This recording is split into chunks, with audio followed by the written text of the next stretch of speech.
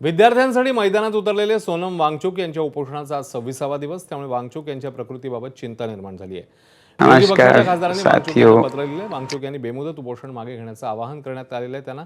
तर विरोधी पक्षाचे खासदार संसदेचा मुद्दा उपस्थित करतील असं आश्वासन देखील पत्रातून देण्यात आले। वांगचुक आणि आंदोलकांविरोधात कोणतीही बळजबरीची कारवाई केली जाऊ नये अशी विनंती या पत्राद्वारे करण्यात आली।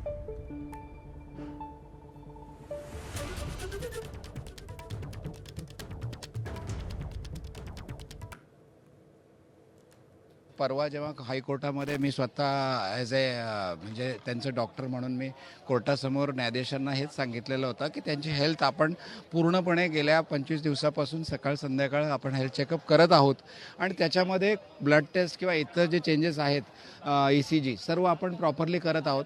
तर असं काही मेजर इश्यू आजपर्यंत तरी नाही आहे, पण फ्युचरमध्ये काही ऑर्गनचा त्रास होणं वगैरे असं त्रास होऊ शकतो।